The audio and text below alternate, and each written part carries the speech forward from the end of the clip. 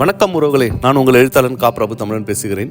இன்றைக்கி நம்ம மதுரை காஞ்சியினுடைய 40வது காணொலியை பார்க்க போகிறோம். மதுரை காஞ்சி மாங்குடி மருதனாரால் இயற்றப்பட்டது. பாட்டுடை தலைவன் தலையாலங்கானத்து செருவென்ற பாண்டியன் நெடுஞ்செழியன். இப்போ பார்த்திங்கன்னா, நம்ம தொடர்ந்து சில காணொலிகளாக மதுரை மாநகரனுடைய கோட்டை அமைப்பு எழில்கள், பாணர்கள் வாழும் ஊர்கள், அப்புறம் அந்த மாடத்தில் இருந்த பெண்கள், செல்வந்தர்களுடைய பெண்கள் எப்படி இருந்தாங்க, அவங்க என்ன மாதிரி சேட்டைகள் செய்தார்கள். ஸோ அதன் பிறகு நாளங்காடியில் எப்படி நடக்குது, வியாபாரங்கள் எப்படி நடக்கிறது, அங்கே இருந்த காவலர்கள் எப்படி இருந்தாங்க.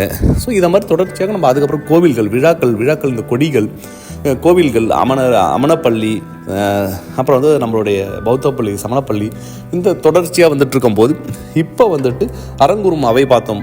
கடந்த காணொலியில் ஒரு முதன்மையான ஒரு பாடலாக நம்ம எடுத்துக்கலாம். அது இன்றியமையாதது நம்ம தமிழருடைய கலாச்சாரத்தில் அந்த காலத்தில் இருந்த நம்மளுடைய சிஸ்டம் சொல்லலாம்.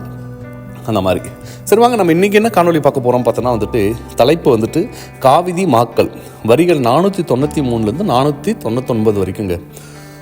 ஒரு இது வரைக்கும் பார்த்ததில் நிறைய சிறப்புகள் தான். ஏன்னா சிறப்புகளுக்கு குறைவில்லாத ஒரு வரலாறு நம்ம தமிழருடைய வரலாறு. ஏன்னா இது எல்லாத்தையும் நம்ம பதிவிட்டு வைத்திருக்கிறோம். கல்வெட்டுகளாகும், இலக்கியங்களாகும். இந்த அளவுக்கு இலக்கிய செறிவு கொண்ட ஒரு மொழி கலாச்சாரம் அது தமிழ்ன்றதில் நம்ம பெருமை கொள்ள வேண்டும். ஏன்னா இந்த அளவுக்கு வேறு எந்த ஒரு மக்களிடையே கிடையாதுன்னு சொல்லலாம் நம்ம. சரி, வாங்க அப்படி என்ன இந்த காவிதி மாக்கள் பாடலுக்கு போவோமே. அப்புறம் அந்த காவிதி மக்கள்லாம் யாருன்னு பார்க்கலாம். நறுஞ்சாந்து நீவிய கேழ்கிளர் அகலத்து ஆவுதி மன்னி அவிர் துகில் முடிந்து மாவிசும்பு வழங்கும் பெரியோர் போல நன்றும் தீதும் கண்டு ஆய்ந்து அடக்கி அன்பும் மரணும் ஒழியாது காத்து பழி ஒரிய உயர்ந்து பாய்ப்புகழ் நிறைந்த செம்மை சான்ற காவிதி மக்களும். அதுதாங்க இந்த காவிதி மக்கள் யாருன்னு நம்ம பார்த்தோம்னா, அந்த காலத்தில் இந்த உழவர்களுக்குன்னு ஒரு அரசனே வழங்கக்கூடிய ஒரு விருதுன்னு பார்த்தோம்னா தான் அந்த காவிதின்ற ஒரு விருது. உடனே இன்றைக்கி இருக்கிற காவிக்கு போயிடாதீங்க, அது வேறு, இந்த காவிதி வேறு. ஸோ அந்த காலத்தில் நினைத்து பாருங்க, ஒரு உழவர்களுக்கு ஒரு அரசன் ஒரு விருது வழங்கி பாராட்டியிருக்கிறான்னா பார்த்துக்கோங்க. உழவு எவ்வளோ முதன்மையான ஒரு சொல் என்பது, ஒரு தொழில் என்பது. ஏன்னா இதுக்கு முன்னாடி ஒரு சில பாடல்களுக்கு முன்பு நம்ம பார்த்துருக்குறோம். உழவர்கள் தான் உலகிலே சிறந்தவர்களாக நம்ம சொல்லியிருப்பாங்க, சிறந்த பணி செய்வர்கள். அதுக்கப்புறம் தான் வணிகர்களே நம்ம அங்கே சொல்லியிருப்பாங்க, இதே மதுரை காஞ்சியில். சரி, வாங்கல என்ன அப்படி சொல்கிறாங்க. காவிதி என்னும் விருது சிறந்த உழவர்களுக்கு வழங்கப்பட்டது என்பது ஆன்றோர் முடிவு. அரசனின் நாளவையில் இவர்களுக்கு சிறப்பிடம் தரப்பட்டிருந்ததை இப்பாடற் பகுதி உணர்த்துகின்றது. அரசனுடைய அவையிலையும் இவர்களுக்கு ஒரு சிறப்பிடம் இருந்திருக்குதுங்க. அரங்கூறும் அவையிலையும் பார்த்தீங்கன்னா காவிதிகளின் கருத்துக்கள் கேட்கப்பட்டது. இதுக்கு முன்னாடி பார்த்தோம்ல, முந்தைய காணொலியில் தான். அது மாதிரி மாவிசும்பு வழங்கும் பெரியோர் துறவிகள் போல தம்மை தூய்மைப்படுத்தி கொள்வார்கள். இந்த அமன துறவிகள், சமண துறவிகள், அப்புறம் பௌத்தம், இவர்களைப் போல இவர்களும் தங்களை எப்பயுமே ஒரு தூய்மையாக வைத்துக் கொள்பவர்கள். இன்றைக்கி நம்ம பார்க்குற மாதிரி சேரும் சகதியமாக இருக்கிறவர் மட்டும் கிடையாதுங்க. இவர்களும் அவங்களும் தூய்மையாக உள்ளவர்களான்றது தான். ஏன்னா நம்ம ஒரு விவசாயின்னு எடுத்தாலே அப்படி காமிப்பாங்க. அதை அப்படி காமிப்பதில்லை, அவர்களுடைய வியர்வை.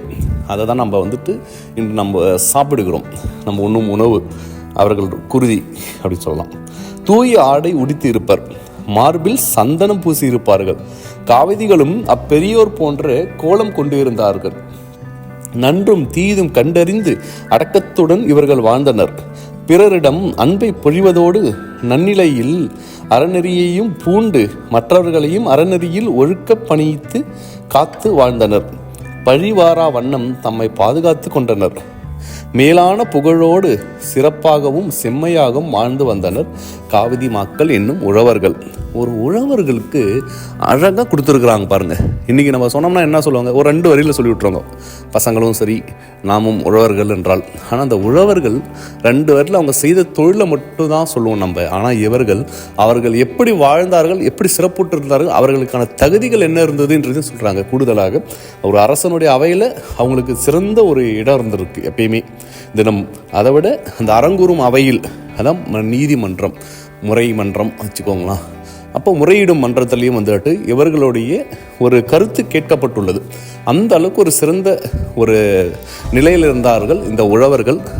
மிகவும் ஒரு வேதனையான ஒரு செய்தி தான் இன்றைக்கு அவர்களுடைய நிலைமை. இருந்தாலும் இது காலத்தின் போக்கு, நாமும் அதில் பயணிப்போம். நன்றி, வணக்கம் மக்களை. அடுத்த காணொலியில் சந்திப்போம். லைக் பண்ணுங்கள், சப்ஸ்கிரைப் பண்ணுங்கள், ஷேர் பண்ணுங்கள்.